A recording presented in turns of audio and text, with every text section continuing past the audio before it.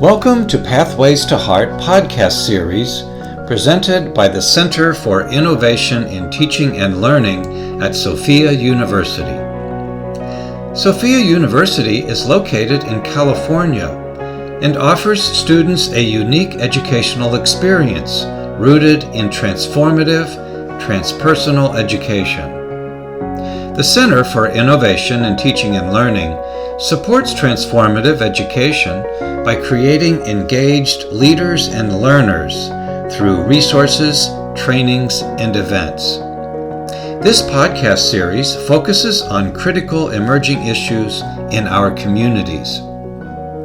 Today's podcast is a discussion with Dr. Rosemarie Anderson. Dr. Anderson is well known to the transpersonal community in her role as professor at the Institute of Transpersonal Psychology beginning in 1992. Her pioneering work in research is documented in her books Transpersonal Research Methods for the Social Sciences and Transforming Self and Others Through Research, which she co-authored with the late William Braud. Here, Dr. Anderson shares her thoughts on the future of transpersonal psychology. She is interviewed by Dr. John Elfers. Welcome, Dr. Rosemarie Anderson, and thank you for being here today to share your wealth of experience with our listeners. I wanted to begin with a bit of reflection about your past contributions. So, you were a key figure in helping to shape the development and expansion of transpersonal psychology. I'm really curious about what was it that drew you to the discipline? Well, thank you. It's a really good question. My career, if that's what one can call it, has been various, and I'll be talking about that a little bit more later when I come to suggesting what new transpersonalists might do in their professional life. But what happened is I was just prior to joining ITP, now Sofia University, in 1992, I was the Episcopal chaplain at UC Santa Cruz. And I did that for about 2 years. And then the diocese lost its funding, or it withdrew its funding for budgetary reasons. So I thought to myself, well, what am I going to do now? And so what happened is I was teaching as an adjunct at ITP already, and Dwight Judy, then the chair of the global program, announced a new position, that the global program had grown considerably and he needed some help. And so I applied. I thought, boy, that would be the greatest combination, because then I get to combine my interest in spirituality and psychology, because I had been a psychologist a professor of psychology for about 20 years at that time, before I went to seminary. And so it was just a great opportunity from my point of view to join my two professional interests. And I had a great time for 22 years at Sofia University. Yeah, it sounds like, well, when that one door closed, another amazing door opened for you, another great opportunity. So that was 1992. So I'm noticing what changes you have noticed, like over time, from your beginning, those seminal beginnings. What changes have you noticed since that time? Well, certainly transpersonal psychology started before 1992.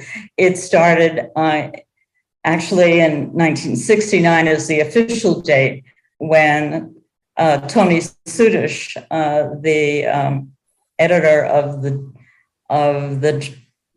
Journal of Humanistic Psychology, founded the Journal of Transpersonal Psychology. And in collaboration with Abraham Maslow, the field began. And then ITP began in the early 70s. And so certainly there's at least in 16, 18-year gap between when the school began and the field began, and when I was at ITP. But the feeling at that time was very, in 1992, was very innovative and sort of exciting. Everything was new and different. And everybody was willing to try things that had never been tried before. And that was the feeling in 1992, and I'm sure it was even more so earlier. And so when I started at ITP, I started working with the late William Braud, who was also there. He came in 1992. So we're the new faculty at that time, or faculty, and we started working together and started teaching research courses and realized that our training in experimental psychology, both of us were trained in experimental psychology, was not going to meet the needs of our students, particularly in doing their dissertations. So we started innovating and creating new research methods. And, and from there, two books developed over time, which, a lot of you may have read at this point. Yeah, I would think many of our students here at Sophia, formerly ITP, would have that familiarity. And to your point, I think, I sense a lot of excitement in students, coming in, they have a big vision, they're excited, they're passionate. And so I think transpersonal psychology has always maybe been, in its own little niche there because of that. Do you see transpersonal psychology becoming more mainstream down the road, or is it maybe better that we maintain our little status over here? Well, maybe it'd be better if we continue on our own, because we do have a quality of innovation and excitement in the field, in students and faculty alike. And but if we go mainstream, it's which in many ways, if the field moves into mainstream psychology, the thing is that we're not necessarily going to get credit for what we have done. Mm-hmm. And that's not necessarily a bad thing. A lot of people don't get credit for the great things they do. But the truth is that transpersonal psychology has already made a tremendous difference, even though we are rarely acknowledged. If I look at a variety of things, if I look at what is happening in humanistic psychology or sociology and anthropology, even environmental studies and fields like that, we were often the first on the scene with these things.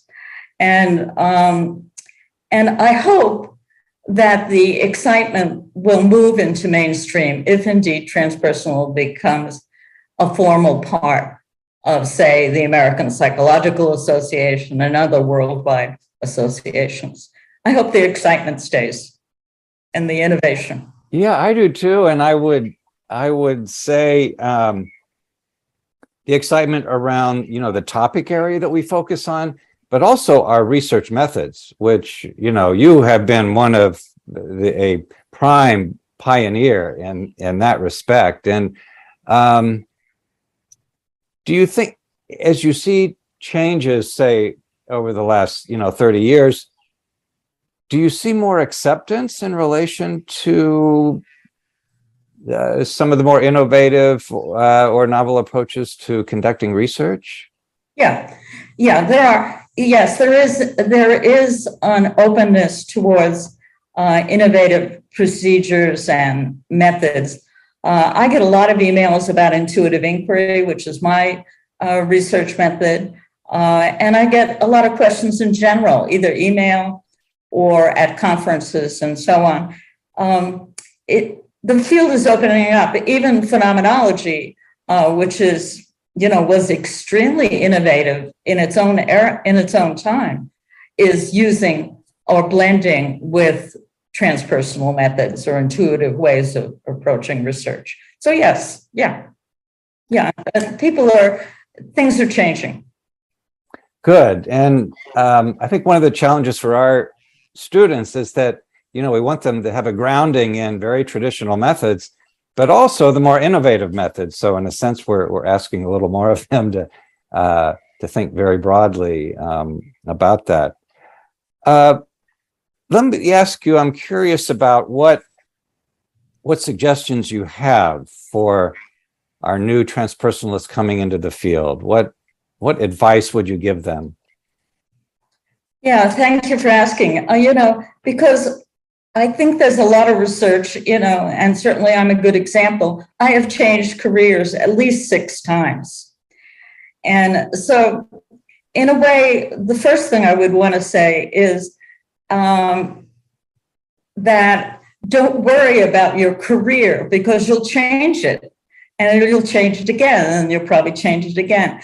Most people, it's between 3 and 7 times is the research on how many times people change their careers. And in my particular case, for instance, I have said in a number of contexts that all my careers are about one thing. It's about yakety yak. It's about talking. Whether I'm teaching, or I'm in the pulpit preaching, or I'm writing, or talking to students and supervisors, it's all about talking.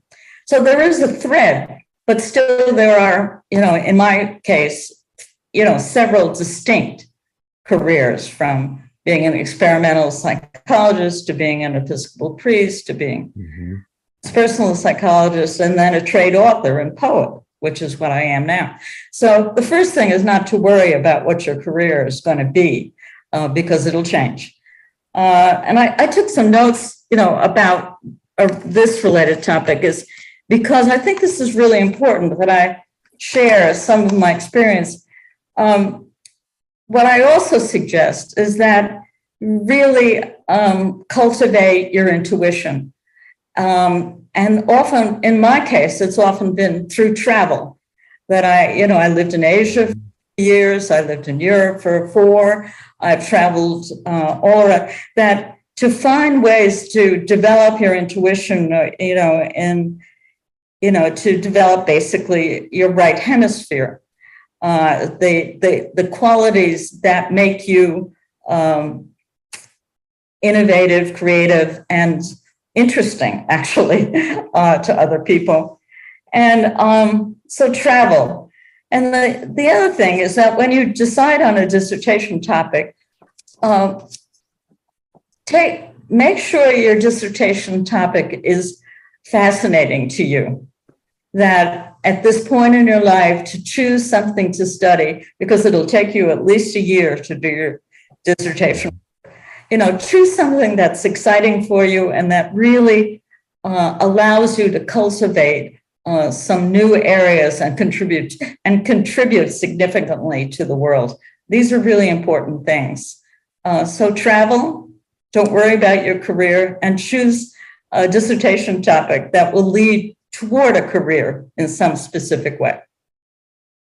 Yeah, thank you. I love the reference to the yakety yak, and it almost seems like there are different languages and different careers. There's a different medium of expression in the different careers you have, from experimental psychologist to chaplain. But there's something that's consistent there too. It seems like you're just finding new ways to do the yakety yak and put that out there. New languages, new mediums. And I suggest. I also really love ancient languages. So I learned a lot of Chinese when I lived in Asia, and I loved New Testament Greek. So again, it's all about words, more words, yakety yak, yak, yak, yak. And then your other suggestion about really staying in tune with your intuition, I hear as a challenge for us as an institution to find and foster more and more ways to develop that in our students and put it front and center and really helping to develop that. So I think that's a nice challenge for us that I'm hearing in that. And I would like to think we're taking that on and doing a good job. Well, good. Yeah. And we can do better. So, well, thank you for that. You know, I did want to get your thoughts too about, you know, transpersonal psychology. We talked a little bit about going mainstream, but transpersonal psychology has always been very interdisciplinary. And with the emergence of so many new fields within psychology, such as somatic psychology, positive psychology, eco and environmental psychology, I'm wondering about your thoughts about, first of all, what other fields might we identify, disciplines emerging, but also what is the relationship of transpersonal to these different fields? I think it's to stay true to our spiritual aegis, our central mode of being transformation from a spiritual perspective. It's not transformation in terms of making more money necessarily or something like that, but transformation as an inner growth issue. And if we can keep that focus, both at the university and other places where transpersonal psychology is being developed, if we can keep that innovative focus and the focus on spirituality and transformation, then I think we will be doing our job, whether we technically get credit for it or not. Because what we do is often to offer creativity, and that comes from a transformative process, typically. Yeah. Yeah. So, sometimes I kind of frame transpersonal as it's like this really nice big umbrella, and a lot of other things might fall under that. But maybe that's really not the right metaphor. Like if we were to take somatic psychology, for instance, that's one that's really popular and emerging and very important. The focus on the body. And I know you've been really big with your body intelligence scale. You've really focused a lot on somatic understanding and expression. So from a transpersonal perspective, so within somatic psychology, is it that what we bring to that is this emphasis on transforming or into maybe the higher reaches, or bringing spirituality into the somatic? How would you frame that? Yeah, for me, my intuition is primarily somatic, and that's why I absorb cultures and information through my feet, if you will. It's through. I really often feel like it's through my feet. I have a sympathetic resonance with it, and I developed embodied writing, which is one of the techniques that is somatic in its origin, and that was done in collaboration with my students at Sofia in the mid 1990s and late 90s. So what we can bring, I think, is a fresh approach, which focuses on transforming ourselves and transforming the world in positive ways. And somatics is one way in which we understand our relationship to the world. And of course, it's very important right now with climate change and all the things that are so challenging. In a certain way, we human beings are killing ourselves. And we need to find a way out of that. And I'm hoping that transpersonal psychology can make a contribution in a positive way. Yeah, that's another area. Environmental or eco-psychology. I would like to think that we have a lot to bring to that, and hopefully those can be developed. While that's happening, though, is there any danger in transpersonal losing its uniqueness, or I know you've already said, well, maybe we won't get credit. We'll be doing this work and maybe we won't get credit. But I think that's the worst thing. The only thing we really, if we're going to worry about that, that's what we can worry about that if we want. But I don't worry about that. I don't think we're going to lose our uniqueness. I don't see that in the people I meet who are new into the field, and I don't see it in somebody like Bob Fraser, who's always doing something new, who founded the school, or Jim Fadiman. I was on, email with Jim Fadiman yesterday, and he's always doing new things. So I think the people who are attracted to the field are going to be inherently concerned about transformation, personal growth, and how they can contribute to the world at large. Yeah, it seems like with all these disciplines now that there's maybe it's just more doors opening. There's more opportunity for those principles of transformation and the higher reaches of consciousness, all those things to find their way in. Maybe it's just that there's more doors opening up. Yeah, that's an interesting thing. I thank you for mentioning that. I think that's true. I think there are more doors opening. I saw the other day, and it was for one of my former ITP students, actually. She put me onto a marketing platform called Conscious Marketing. Conscious marketing. And I don't know how spiritual it is. I really don't know, but the name certainly suggests that the doors are opening in fields I wouldn't expect. Yeah, that's very encouraging. That's good to hear. Yeah. Well, that sort of leads it really into some other questions I have. I'm curious about where you see transpersonal psychology moving in the future. And I ask this because I would hope that maybe we can be there to help facilitate the trends or help usher them in so that we really do stay, on the cutting edge and emerging. So I'm just curious where, what are some of the ways you see the discipline evolving? Well, conscious marketing. I hope it is really conscious marketing and not just somebody trying to make more money. Not that money is bad, but it shouldn't be the primary goal. Right. And where do I think it's going? I think the first 50 years, if you will, of transpersonal psychology was primarily focused on interpersonal growth, me and you and everyone. It was about developing techniques that allowed us to expand personally. Now I think it's more about social justice, making a difference in the world, conscious marketing,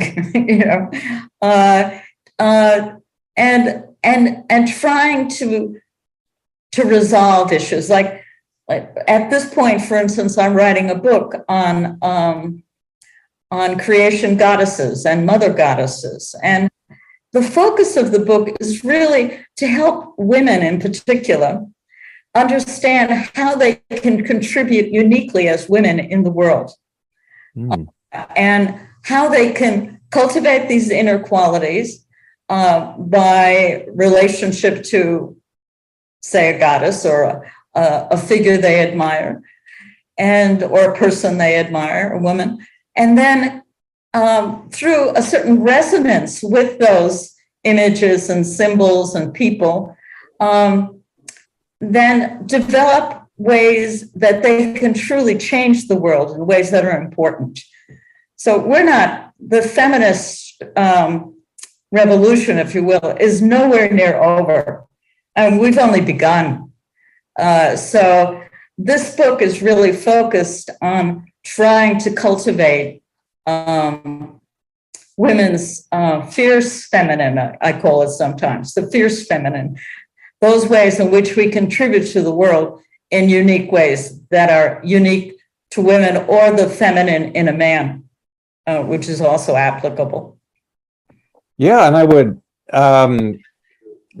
you not agree that your book on the feminine Tao Te Ching is also part of that that same focus, and that, of course, speaks to your interest in other languages and the yakety yak, I guess, of bringing through a nice message for women. I would agree. There's still so much work to be done, and so it sounds like what you're really doing is maybe giving women another way to think about their gifts and encouraging that kind of voice to come into the world where it has to manifest. If we're talking, social justice, it has to manifest in the world. And so thank you for making those contributions. Well, I really enjoy writing, and I probably enjoy the research even more than the writing, frankly, because that's what gives me new ideas, is doing the research. And sometimes I get new ideas when I write too. I guess it's part of the yakety yak tradition. When I talk and answer questions, just like right now, I think of new things. Or when I talk to myself, I think of things I hadn't thought before.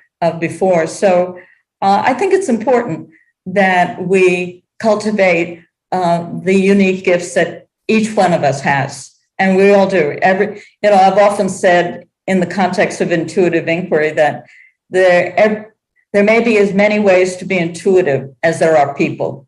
Mm-hmm. Yeah, I think it's an important thing to keep in mind as we try to cultivate that and nurture that in our students. I wanted to ask, about your thoughts about, given our focus towards the future, is there anything we should be paying attention to in terms of the academic world and our relationship to that? The sort of scholarly tradition, or? Well, I think, what I would advise students and new transpersonalists to focus on what they fall in love with. I mean, if you're writing a dissertation or later in your life, like I'm falling in love with all these goddesses that I'm studying. And, some I like better than others. Okay. But, I fall in love with them, and that brings out a quality in me, and then it brings out a quality in the reader eventually. And so I don't exactly know where the field. I can't say where the field is going, and maybe I shouldn't even hypothesize about it, because transpersonal psychologists are always likely to surprise me. So I'll be wrong. Yeah, well, that's a good point. And maybe it's the falling in love part, that if we stay true to that, it will guide us in the right direction. Again, that's your intuition, really staying true to that. And maybe it's really about us, staying true to those basic principles. And if we hold them, then whatever comes down the road in the future will be there to make that contribution. Yeah. Well, I'm sure you're all doing a great job at Sofia. So thank you, John. Well, thank you. Well, those are all the formal questions I have, but I wanted to open up. What other thoughts, any general thoughts you have for our students and those coming into the field of transpersonal that you'd like to pass on to them? Well, I think I've pretty much said it all, one way or another. I think the most important thing is that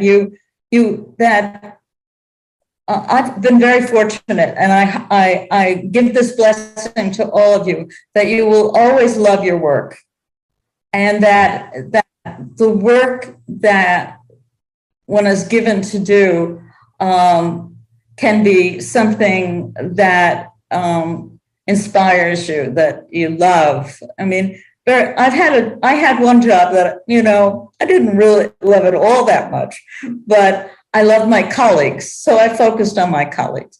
So it depends on where you want to go, but that the focus being that you do something that inspires you and that you love.